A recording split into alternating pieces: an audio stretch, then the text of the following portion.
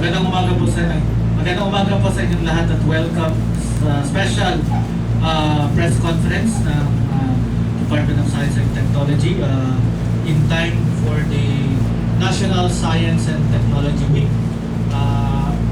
Ang ating team or po natin sa event is the One Science, One Nation. So, nandito po tayo sa B3 ng NCCC Mall.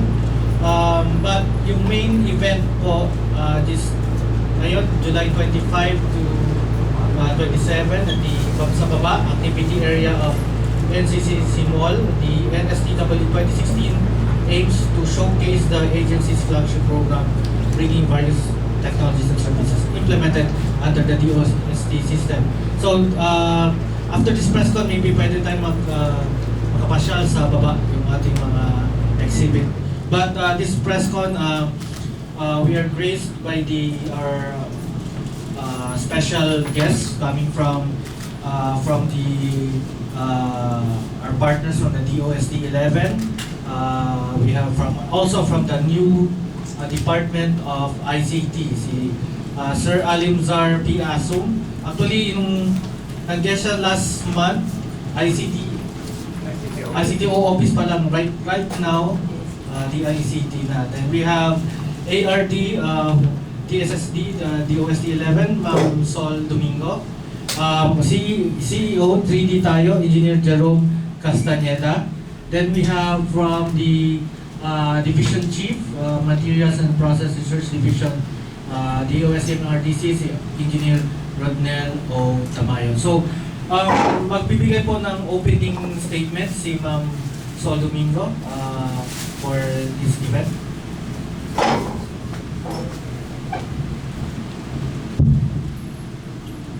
Thank you very much. Good morning and welcome to the press conference as a prelude to the National Science and Technology Week celebration that would start today.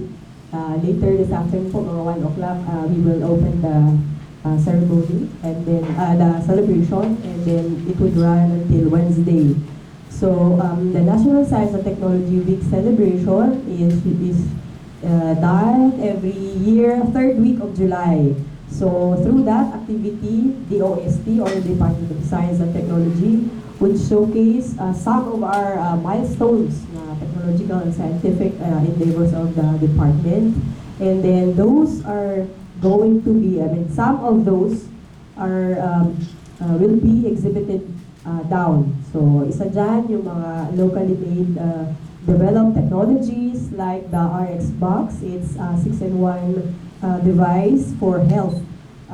And then meron din yung Superstar Books. Dati we call it Star Books only.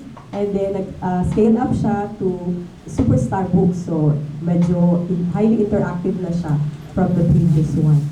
And this is a 3-day activity. So after the opening, we have this first talk on the hybrid trains, and then automated guideway transit system, which will be shared to us by Engineer Rodnel Tamayo. And we also have tomorrow, meron tayong forum on which is more on the IT-enabled processes. So kasama dyan yung prevention ng cyberborne at saka yung cybersecurity, which ito yung mga things na medyo umaatake sa pinaka-basic unit ng ating community, which yung family. Yun. So, welcome po and good morning. Okay, so, sige, inumpisa kay Sir Alimzar Asum, Regional Director of the NCCC, to give his opening statement.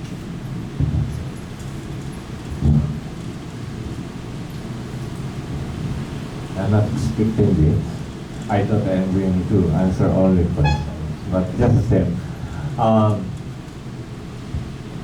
There is now a newly created department, which is the Department of Information and Communication Technology. Although it was signed on May 9, or rather May 10, a day after the election, but it becomes effective after publishing it in this general circulation, and it was June 9. So I am a member of the transition committee, transitioning ICT office to the department. So right now we are what we are doing is the formulation or the crafting of the IRR. But just the same, we may be separated from the DOST because ICT office was an attached agency of DOST. Maybe because of the common word technology, right? Department of Science and Technology at ours is Information and Communication Technology. But just the same, even if we are separated from the OST, now that we become the ICT, we have common things as technology, and surely we'll still be working together on some activities or projects such as the IGO, interconnecting government offices, because while Department of ICT is now a separate department, but there is still an office under DOST, which is the ASTI, Advanced Science and Technology Institute, that is also working with interconnecting government offices. So just the same, as I've said, we will be working together in some future endeavors and some projects. We may be separated, but don't you worry. We know you will always cover our back, and we will cover your back, and we will be working together for the good of our people, the public. Thank you very much. Okay, sir. Engineer Jerome Castaneda, CEO. Ano po itong 3D tayo? Mayong hapon. So I was actually not expecting to be here, you know. I was expecting, kaya umupo kanina pagdating dyan eh. But yung tanong niyo po na 3D tayo, it was actually by chance. I was telling ma'am kanina na I set up 3D tayo sa Singapore. 3D tayo has been already as a part of my hobby. Kasi my background is in the mechanical design. So I was working in Singapore for like 9 years now. So and then yung background ko po sa manufacturing, no, actually my talk will be on fabrication laboratory in subtractive and additive manufacturing. So before even in Singapore, I was already exposed to subtractive. Pag sinabing subtractive, yung tinatawag na CNC, yung mga nagbabawas ng mga materials. No? So ito yung mga laser cutters, ganyan. Tapos pag sinabing additive manufacturing, yung mga dinadagdag na mga materials like itong 3D printer, no? So yung 3D printer, ano yan, bago lang po yan. So it naging hobby ko lang siya last year sa Singapore. So I have 2 3D printers. So part of, kasi I'm a mechanical designer, so I was really parang I fell in love with 3D printing, and then kaya 3D tayo, sabi ko, being a 3D mechanical, sabi, so it's the main idea of 3D tayo is that I want to have a community wherein I can tell, tara, 3D tayo. Ibig sabihin, tara, let's create something, tara, let's 3D print, tara, let's create design. So that's the main idea of 3D tayo. So, ang talk ko is about, yun nga, sa this coming, I think 27, on morning.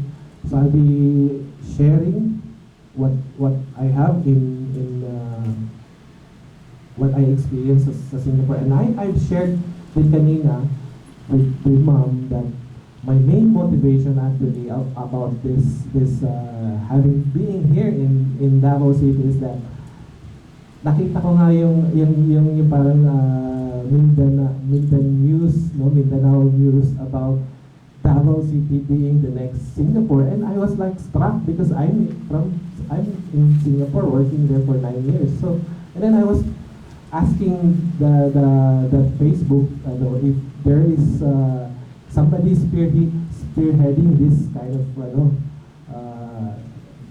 advocacy or something, and then parang wala nag-reply. Parang it's just what do you call this? It's just parang idea lang sa nila, but nobody is really pushing for this. So that's I've been also sharing this that from that time.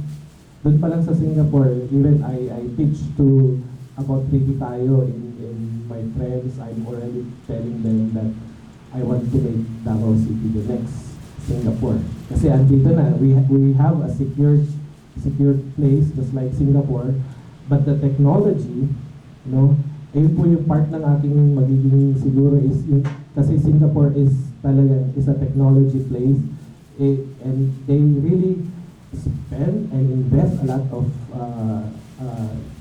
money, resources, the skills, and actually yung sa science center nila, nabisita ko yun, sasabihin ko rin yun sa na gusto nila ma-influence yung mga secondary and primary, that they want these children or these kids to become engineers. Yun ang kanilang and then they provide these tools. So hopefully yung sa aking I can share this kind of advocacy, lalo na yung sa mga STEM education. Kasi actually meron po akong dala dyan yung mga about robotics, So I hope I can spark this kind of not only the interest, that not only an idea, but make these people, that this generation of talagang they delve into this, they want to become an engineer. Parang gano'n po. Maraming salamat. Okay, Engineer Tamayo, OSD MRDC. Hello, good afternoon. In DOST, particularly MIRDC, we spearheaded the design and development of various mass transport systems as an alternative solution to our worsening traffic problems. I hate to wake up very early in the morning to catch the plane. Kanina ang flight ko is 6:40, but I have to wake up 3 a.m. From Cavite pa kasi ako Davao. May lang yun, 25 to 30 kilometers sa Terminal 2. To give allowance, malaking allowance sa traffic, or else you won't touch your plane. Okay? So I don't think that traffic here is a problem yet, or marami na rin. Medyo na. Yes, I agree. Kasi 2 years ago, the local government of Davao, some officials, together with the Public-Private Partnership Center, 2 years ago, if I may recall, visited MIRDC in Bicutan because we have there a running AGT, an automated guideway transit. So sinubukan nilang sakyan. nandun sa Bikutan. Okay? Unfortunately, wala pang akong narinig sa kanila because this year is an election year, sabi nila. Hindi muna kayo makakarinig sa amin, sabi ng PPP and the Davao LGU. Since 2011, DOST and MIRDC has partnered with academe, some fabricators, and local government units to design and develop our very own mass transport system like the AGT, Automated Guideway Transit. We have 2 variants of this in Diliman, Quezon City, and in Bikutan. One is a bit smaller than the other. And we also have 2 variants na what we call the hybrid electric road train. Ito parang tren na bigulong. So pang road siya, kaya na road train. Now, we have a 60 capacity per coach and a 40 capacity per coach. The road train comprises of 5 coaches na articulated, whether it's the smaller version